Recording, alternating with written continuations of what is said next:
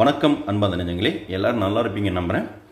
இன்றைக்கி நம்ம வீடியோவோட தலைப்பு என்னென்னா, குழந்தை பாக்கியம் எப்போது, ஒருவருக்கு குழந்தை பாக்கியம் எப்போது கிடைக்கும், அவங்களோட ஜாதகத்தில் எந்த மாதிரியான அமைப்புகள் இருந்தால் திருமணமான உடனே அவங்களுக்கு ஒரு வருஷத்துக்குள்ளார குழந்தை பாக்கியம் கிடைக்கும், தாமதம் ஆவதற்கு என்ன மாதிரியான காரணங்கள் இருக்குது அப்படிங்கிறத பற்றி இன்றைக்கி உதாரண ஜாதகத்தில் பார்க்க போகிறோம். இன்றைக்கி உதாரண ஜாதகங்கள் 3 ஜாதகம் பார்க்க போகிறோம். அந்த 3மே மேஷ லக்னம். இந்த 3க்கும் என்ன டிஃப்ரெண்ட் அப்படின்னா, ஒருத்தருடைய ஜாதகத்தில் பார்த்தீங்கன்னா அவங்களுக்கு திருமணம் ஆகிறதுக்கு முன்னாடியே அவங்களுடைய மனைவி கர்ப்பமாகிட்டாங்க. அதாவது காதலிச்சுட்டு இருக்கும்போதே அவங்களுடைய காதலியாக இருக்கும்போதே அவங்க மனைவி கன்சீவ் ஆகிட்டாங்க. இன்னொரு பெண்மணியோட ஜாதகத்தில் அவங்க திருமணமாகி ஒரு வருஷத்தில், அதாவது அவங்க ஃபஸ்ட் அனிவர்சரி கொண்டாடுறதுக்கு முன்னாடியே 10 மாதத்தில் அவங்களுக்கு குழந்தை பிறந்துருச்சு. இன்னொருத்தருக்கு பார்த்தீங்கன்னா கல்யாணமாகி 15 வருஷம் ஆகியும் குழந்தை பிறக்கல. சரி, ஏன் இந்த மாதிரியான 3 விதமான அமைப்புகளும் இருக்குது அப்படிங்கும்போது அந்த 3மே ஒரே லக்னத்தோடு வரும்போது அந்த நமக்கு ஈஸியாக அதோட அண்டர்ஸ்டாண்ட் ஆகுன்றதுக்காக ஒரே லக்னத்தில் நான் பார்த்த 3 ஜாதகங்களை உங்களுக்கு எக்ஸ்பிளைன் பண்ண போகிறேன். பொதுவாக ஒருத்தருக்கு திருமணமாகி குழந்தை பிறக்கணும்னா அவங்களோட ஜாதகத்தில் குரு நல்ல நிலைமையில் இருக்கணும். குரு பகவான் நல்ல நிலைமையில் இருந்து, ஏன்னா குரு தான் புத்திரக்காரகன்.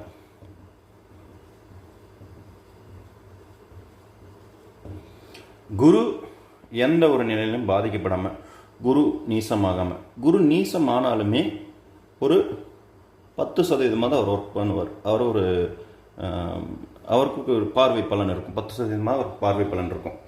அதே மாதிரி குரு அது ஓகே, குரு ஆட்சி உச்சமான நிலைமையில் இருக்கிறது நல்லது. நட்பு வீட்டில், சம வீட்டில், இந்த மாதிரி சில சமயம் பார்த்தீங்கன்னா பகை வீட்டில் இருந்தாலுமே அவர் கொடுப்பார்.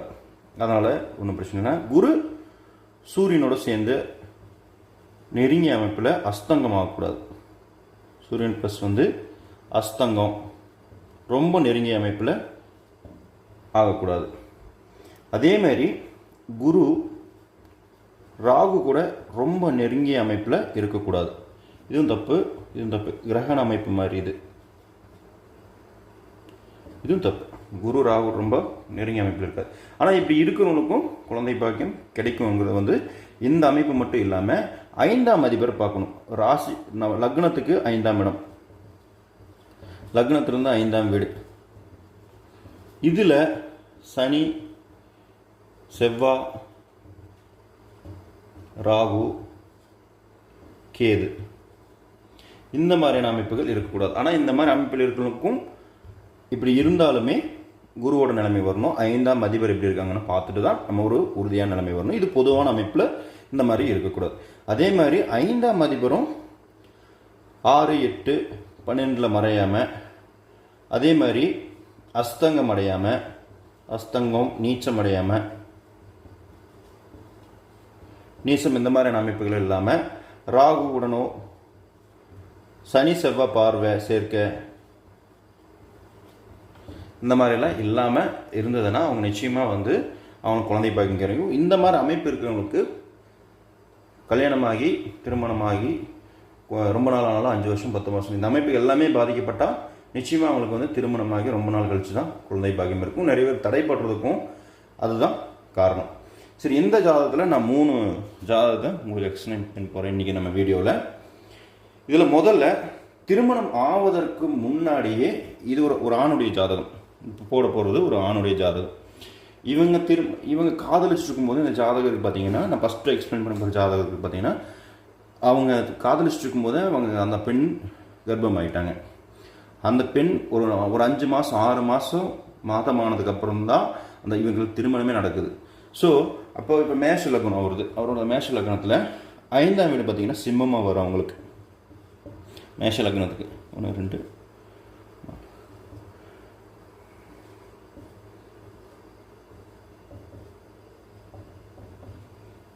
இது இந்த மாதிரி அமைப்பில் மேஷ லக்னத்துக்கு இருக்கும். 5ஆம் வீடு சிம்மம்.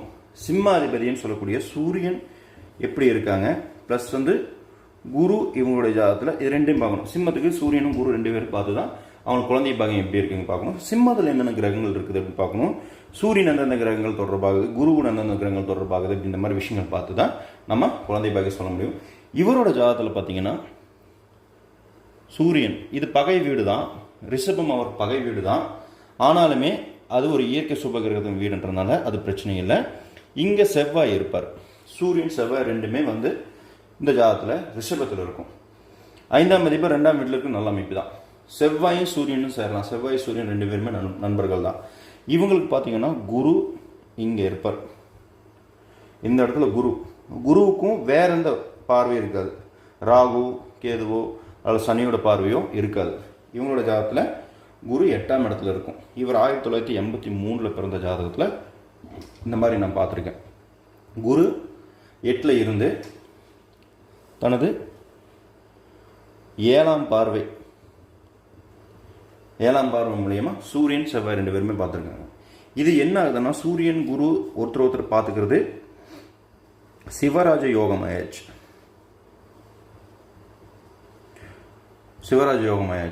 இப்போ குருனுடைய நேரடி பார்வையில் குரு பங்கம் இல்லாமல் இருக்காங்க. இந்த இடத்துல எந்த பாதிப்பும் இல்லாமல் இருக்காங்க. அப்போது குரு இருக்கக்கூடிய வீடு 8ஆம் வீட்டில் மறைஞ்சிருந்தாலுமே, குரு மறைஞ்சிருந்தாலுமே அவருடைய நட்பு வீடு இது. விருச்சிகம் செவ்வாய் கிரகத்துடைய வீடு. இப்போ செவ்வாயுடைய நண்பரோட வீட்டில் குரு இருக்கக்கூடிய பொழுது இவங்க 8ல் மறைஞ்சிருந்தாலுமே குருனுடைய பார்வை அப்படிங்கிறது வந்து முழுமையாக தான் இருக்கும். தன்னுடைய நெருங்கிய நண்பர் வீட்டிலிருந்து பார்க்கும்பொழுது சூரியன் செவ்வாய் ரெண்டு பேருமே 5ஆம் அதிபர் சூரியனுக்கு வேற எந்த சனியோடதோ ராகுவோடதோ எந்த ஒரு கிரகங்களுடைய தொடர்பும் இல்லாமல் இவங்களுக்கு இருந்தது. இந்த ஜாதகருக்கு அந்த மாதிரி ஒரு அமைப்பு இருந்தது. இவங்களுக்கு சனி தசை நடக்கும்போது, சனி தசை ஆரம்பிக்கும் போது இவங்களுக்கு கல்யாணமாகி குழந்தை பிறந்துருச்சு. இவங்களுக்கு இப்போ சனி தசை இப்போ முடிய போகுது. 2026 முடிய போகுது. சனி தசை ஸ்டார்ட் ஆகிறதுக்கு முன்னாடியே இவங்களுக்கு குரு திசையோடைய எண்டில் இவங்களுக்கு குழந்தை பாக்கியம் கிடைச்சிது.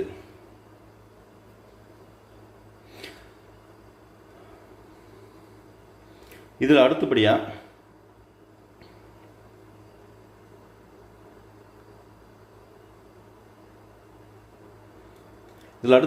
திருமணமாகி ஒரு வருஷத்து, அதாவது ஃபர்ஸ்ட் அனிவர்சரி கொண்டாடுறதுக்கு முன்னாடி அவங்களுக்கு குழந்தை பிறந்துருச்சு. அதாவது 10 மாதத்துலேயே குழந்தை பிறந்துருச்சு. கல்யாணமான முதல் மாதத்துலேயே அந்த பெண் கர்ப்பமானாங்க. அந்த ஜாதகம் எப்படி இருக்குன்னு இப்போ பார்த்துருவோம். இப்போ ஒரு பெண்ணோட ஜாதகம் இது. இவங்க 2000வது வருஷத்தில் பிறந்தாங்க. இவங்களுடைய ஜாதகத்தில் குரு இங்கே இருப்பார், கூட சனி இங்கே இருக்கும்.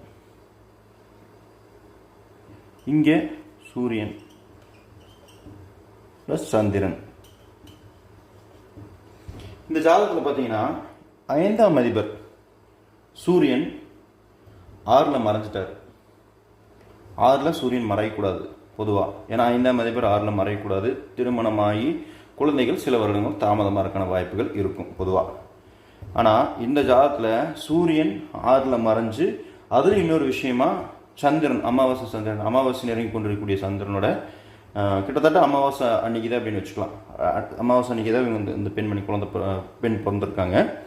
சூரியன் சந்திரன் ஒன்றா 6ல் இருப்பாங்க. இது ஒரு பாவத்துவமான அமைப்பு.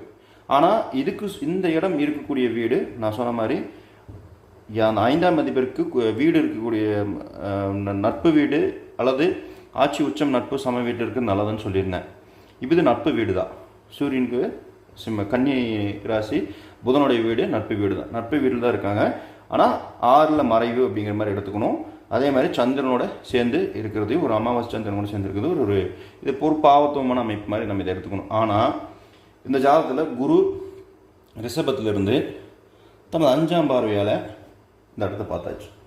ஸோ குருவனுடைய பார்வை இந்த இடம் 6ஆம் வீடு அப்படின்னாலுமே இது சூரியனுக்கு நட்பு வீடு என்ற அடைப்பில் கூட இருக்கக்கூடிய சந்திரன் அமாவாசை சந்திரனாக இருந்தாலுமே சூரியனும் சந்திரன் ரெண்டுமே நட்பு கிரகங்கள் தான். அதனால் இந்த இடத்துல சூரியனோட வலுவு குறைஞ்சிருக்கு அப்படிங்கிற நம்ம எடுத்துக்க முடியாது. அப்படி இருக்கும்போது குரு சனி ரெண்டு பேருமே அங்கே இருந்தாலுமே குரு சனிக்கும் நல்ல டிஸ்டன்ஸ் இருக்குது, டிகிரி வித்தியாசம் இருக்குது. குரு தனது 5ஆம் பார்வையால் சூரியன் சந்திரனை பார்த்து 5ஆம் அதிபர் சூரியன் வலுவாயிடுச்சாங்க. அதே மாதிரி சிம்மத்தில் செவ்வாய் இருக்கும். இவங்களுக்கு சிம்மத்தில் செவ்வாய் இருக்கலாம். செவ்வாய் லக்னாதிபதி 5ல் இருக்கிற நல்ல அமைப்பு. லக்னம் ஒரு அதிநட்பு வீட்டில் அவரோட சொந்த ஒரு ஃப்ரெண்டு அப்படிங்கிற மாதிரி குருவோட வீட்லேயும் சூரியனோட வீட்லேயும் செவ்வாய் இருக்கும்போது அவர் நல்ல ஒரு அமைப்பில் இருக்காருன்னு நம்ம எடுத்துக்கலாம். ஸோ இப்போ 5ஆம் வீட்டில் செவ்வாய் இருந்து குருவும் சூரியனை பார்த்தது இந்த குழந்தைக்கு, இந்த பெண்ணுக்கு திருமணமாகி 2023 மார்ச்சில் இவங்களுக்கு திருமணமாச்சு. 2024 ஜனவரியில் இவங்களுக்கு ஒரு ஆண் குழந்தை பிறந்துருச்சு. ஒரு ஆண் குழந்தை பிறந்தாச்சு. அதாவது ஃபர்ஸ்ட் அனிவர்சரி கொண்டாடுறதுக்கு முன்னாடியே 10 மாதத்தில் இவங்களுக்கு திருமணமான 1 வருஷத்துக்குள்ளாரே இவங்களுக்கு ஒரு ஆண் குழந்தை பிறந்துருச்சு. ஸோ இங்கேயும் பார்த்தீங்கன்னா சூரியன் நல்லா வலுவாக தான் இருக்காங்க. ஸோ 5ஆம் அதிபர் இந்த ஜாதகத்தில், இந்த பெண்ணோட ஜாதகத்தில் நல்லா வலுவாக இருக்கிறதுனால திருமணமான உடனே இவங்களுக்கு குழந்தை பிறந்துருச்சு. அடுத்து நம்ம பார்க்கக்கூடிய ஜாதகம் பார்த்தீங்கன்னா அவங்க கல்யாணமாகி 15 வருஷம் ஆகி குழந்தை இல்லை. அதுவும் மேஷ லக்னம் தான். அந்த ஜாதகம் எப்படி இருக்குது அப்படிங்கிறத பற்றி இப்போ பார்த்துருவோம். இது ஒரு ஆணுடைய ஜாதகம். 1985 பிறந்த ஜாதகம். இதே மேஷ லக்னம் தான். ரிஷபத்தில் சூரியன், சந்திரன், செவ்வாய் இங்கே இருக்கும்.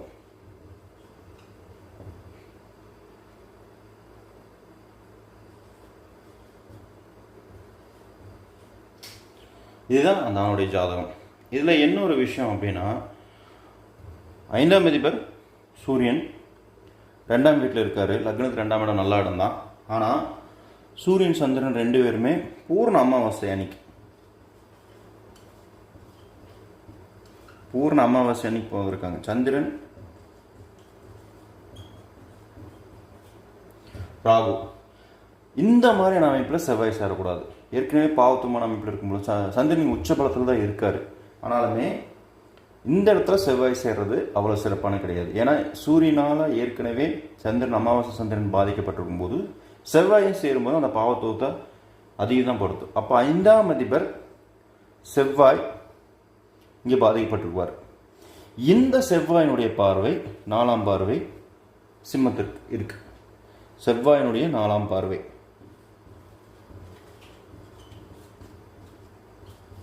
ஐந்தாம் வீட்டுக்கு இருக்கு. இது ஒரு பாவத்துவமான அமைப்பு. இதில் இன்னொரு விஷயம் எப்படின்னா சனி இந்த அமைப்பையும் சேர்த்து பார்க்குறாரு.